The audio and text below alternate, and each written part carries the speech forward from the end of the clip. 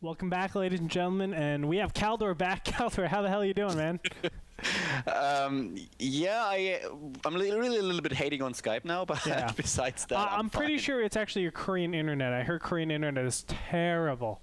Terrible. Well, that's weird because your producer just told me that's the problem on your side. No, I don't think so. So that's a complete lie. That's a complete lie. By the way, we have 100 megabyte down and upload. So do we. Ah! Damn. Go on, so yeah, man. But anyway, we're going to go into game number 4. I do want to mention the NSQ before we get in there. It's the next season qualifier. Be sure to check it out, NASL.tv. That's where you can find out more information on how to get into NASL Season 3. But we're going to go ahead and get into game number 4 right now. It's going to be on Ohanari, and it's featuring Quantic Flow up against FXO Oz. Yeah, and that's a little bit weird. I certainly didn't expect Flo to be the next player, and she has to go up against a Code S player, so she has to go up against Oz, and this is, well, it's gonna be a little bit difficult. Yeah, I don't want to underestimate Flo, though. I mean, you know, she hasn't gotten a lot of tournament experience or high-profile tournament experience. She hasn't been able to get all the way up there, but I've seen her play. It is quite strong. She has the capability of taking games off very high players, so we'll see. It's going to come down to, you know, as we said time and time again, anything can happen. It's a best of one. It's going to come down to this particular game, and if she can actually identify exactly what I was doing and maybe counter it directly or go for an all-in. I'm not sure what she does, but she's gearing up for some sort of gasless fast expansion right now.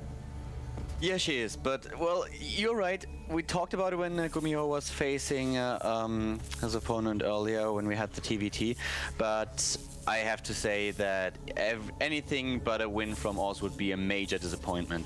He has been competing in Code S for quite a while, so technically he has to get into Code S back again, but right now we have Protoss versus Terran. He's pretty good in this matchup as well, so this is just a really weird choice. I realized that Quantic wants to put Flo out there, that they want to have her prove herself, but against Oz, that is really like, this is one of the big guns of FXO, so facing Oz now is really going to be a problem for her.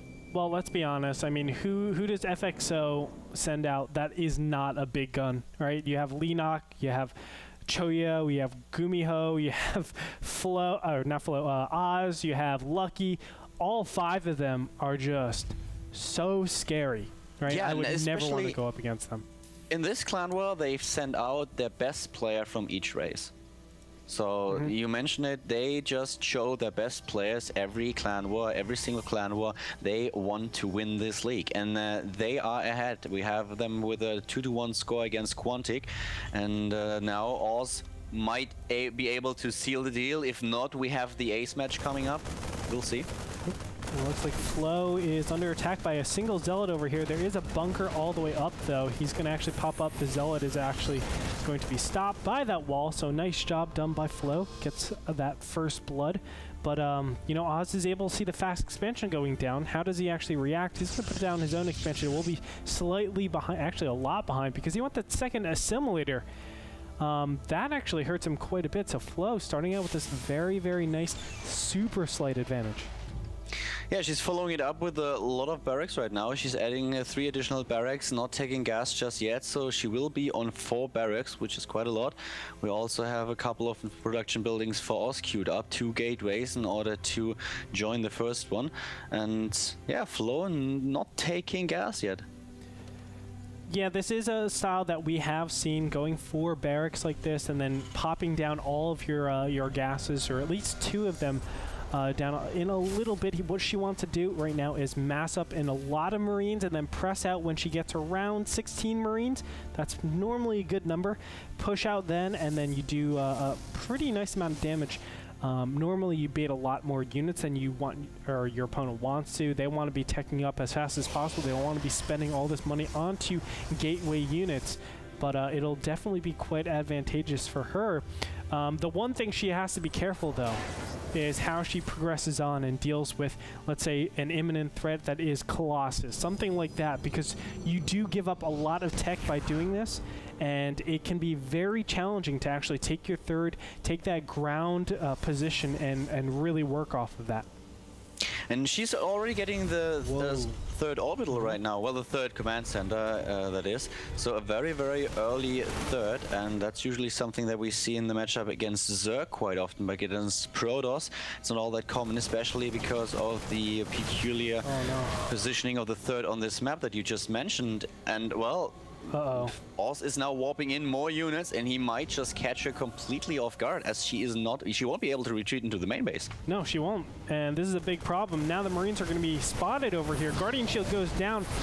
She's going to target down the sentries. That's very important. No, she's actually just going to walk past, losing a lot of Marines there. I think she should have just targeted down those sentries and made sure that, you know, no more incoming pushes actually work. But now it looks like Oz is just going to go right here. This is only 3-gate pressure, and it's seeming to, oh my god, he's going to walk directly up here. The bunker is going to go down, but, you know, she has another bunker over there to actually save her.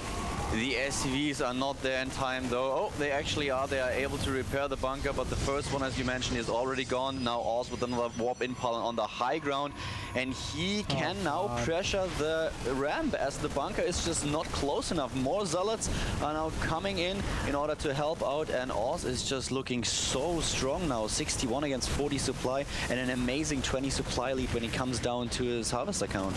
Yeah, so many SCVs being traded in this particular attack, and remember, it's only 3 gateways, so this is a big problem. Guardian Shield is popped. The SCVs are not repairing because they're actually being targeted down. Bunker's going to go down most definitely, and off of that, I mean, Flood really doesn't have anything from here. Losing that bottom base expansion, now has a Reaper over here. I think that was probably a mistake, a queuing mistake, and you know, now that Flo lost that bottom position, there's nothing that she can really do, I think. Well, Oz most certainly has this game. Yeah, definitely. He already has double forge. He's getting +1/+1 now, still producing probes. He's getting the Twilight Council. We have him pushing up the ramp. He is everywhere now, and Flo is dropping in supply. She's down to 29. Also now using the vision on the high ground in order to warp in units to the high ground as well. And he just broke through the ramp and is in the main base. So what is Flo actually going to do about it? She doesn't have anything left. Game's all but over. SCV is going to be traded, but there it is. GG.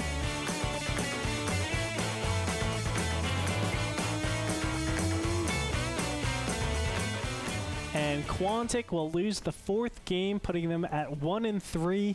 So FXO again taking it out, taking their opponents out. They're going to extend their lead here in the NASTL. 4-0 overall. A very, very amazing performance by the entire team. FXO looking so good. Yeah, it's really, really impressive, and I actually like how they present themselves in the NASTL clan wars right now. So this is really, really great. And they won another one. You just pointed out they don't have a single loss yet. Yep, and, you know, I mean, obviously they have a code-ass powerhouse team. There's nothing more to say about that. 4 amazing players. They didn't even have to use lucky in this position. 4 amazing players they'll play today, and you know the score reflects on that. So 3-1, and this particular game, Flo, I think, you know, just quite a bit unlucky, I think, with the Marines pushing out like that. But overall, I mean, you can just tell Oz is leagues. No, I shouldn't actually say that. Oz just has a better understanding, I think, of the game.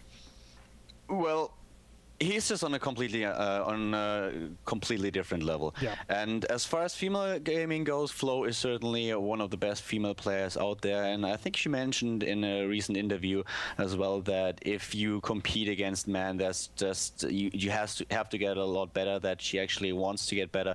And with participating in leagues like the NASTL and with Quantic giving her not only the support but also the possibility to get the experience, I think that she might go a long way. But for now, it's pretty apparent that she has to practice a lot if she wants to compete in on such a high level. But once again, this is a Code S player, so it's not like we have only some kind of Grandmaster player or whatever. This is a Code S player. The GSL is the most difficult league to play, and Oz has been competing in the GSL for quite a while now. So going up against a player from the caliber of Oz and losing against him is certainly not something to be ashamed of. Yes, indeed. So that being said, I mean, congratulations to Oz. Tough loss for Flo, I'm sure, but we'll see her in the future.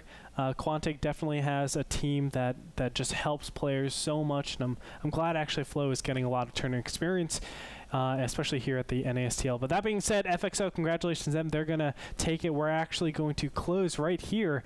So as I said before, Quantic right now takes their loss. FXO is actually 4-0 in the North American Star Team League. This is a $10,000 team league. These teams are competing for that much, and you know, this is going through the group stages. So right now there's a round robin situation. They're going to be progressing on. Top 4 make it into the playoffs. So Quantic really need to step up their game if they want to make it to those playoffs. They might be in a position where they actually, I don't know, I have to look at the stats, but they definitely have to win the rest of their matches if they want to keep in this. It's going to be very, very difficult for them. But nothing can be counted out. I do want to thank the people that made this possible, and that is, of course, our sponsors. First off, AZO Monitors. They are the monitor supplier here at the NASTL and the NASL studios. Also, iBuyPower. You can see our iBuyPower computers over here. They're the ones powering our NASL studio so that you can see everything in this glorious 1080p quality. Also, we want to thank Kingston HyperX, Cooler Master, and last but not least, Beyond Gaming. Go check us out on YouTube. We are youtube.com/NAStarLeague. Any of the action that you might have missed, you can check it out there in 1080p quality. It's all for free, every single match of the NASTL. We also have NASL Season 2 and Season 1 matches up there. You can check it out, again, youtube.com/NAStarLeague. Make sure you check out our NSQ in the next season qualifiers. You can go over to www.nasl.tv where you can find out more information. You can see over there it's February 9th, single elimination bracket, $1,000 prize pool, and eight people qualify into the NASL Season 3. What does that mean? Well, we're actually having a lot of changes every single week. In the NASL Season 3, you will have show matches. Or I shouldn't say show matches, rather every single match will feel like a show match. That's because everybody gets money. If you win, obviously there's money on the line to win. So it's really, really cool. That means every single match will be worth it to the players. That means we as the viewers will get to see top quality play every single time. Of course, that $100,000 prize pool really benefiting the players, and particularly now the group stages. Additionally, what we've changed, we're going to a live format, very, very big live format change. That'll give the Koreans a much better time to actually play. We're going to be as flexible as possible with everybody around the globe so that they can play at the best times possible. And last but not least, we do want to say the last change is the final expenses. They will all be paid for. So the NASL Season 3 shaping up to be quite a great tournament. But that being said, I do want to thank my co-caster for today. It is none other than Khaldor. Khaldor, thank you so much for casting with me. It's always been awesome. Do you have any shout-outs? Actually would like to give a quick shout-out to all the guys at the GOM House and to my friend Alex in Germany. And once again, thank you very much for having me, Gretorp. It's been a pleasure. As always, Khaldor, where can they find you right now? I know you have a Twitter, and you've been doing, you know, maybe a couple of casts over in Korea. Where can they find you if they don't know already? Well, I'm casting for the GSL right now, Code A and the GSTL, and you can find me on Twitter at Khaldor, which is spelled with an KH, and obviously on Facebook as well at Khaldor TV. Well, Khaldor, thank you again for tuning in. You can check him out. He will be actually casting with Sheth tomorrow, so you can definitely check that. I think tomorrow or the day after. I'm not sure. It should be right, though. One of those days. But you're going to be seeing him up with Chef. Definitely check that here at the NASTL. But Khaldor, thank you so much. We do want to give away, or not give away, we want to talk about our giveaways one last time. Be sure to follow EIZO USA, EIZO USA. That giveaway, EIZO USA, on Twitter. You can check them out on Twitter. And this beautiful monitor will be given away to one lucky person at the end of the NASTL. It's signed by everybody from Season 2, players and casters included. So definitely check it out. Again, it is twitter.com/EIZOUSA. But that's actually going to do it for today. So everybody, thank you for tuning in. We're going to catch you tomorrow for another great show match. I'm Andre Gretorp and Khaldor signing out for today. I'll catch you tomorrow.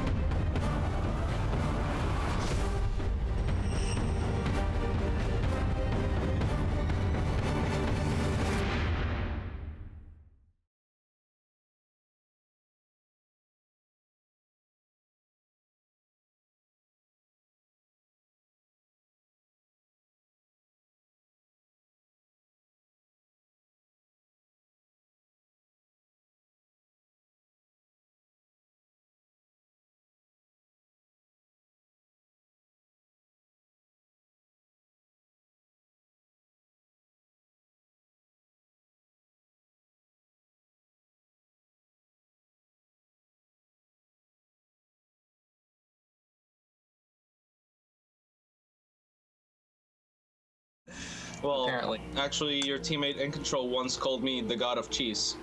Really? The god of cheese. So I believe I'm way ahead of you again, Jake. It's okay.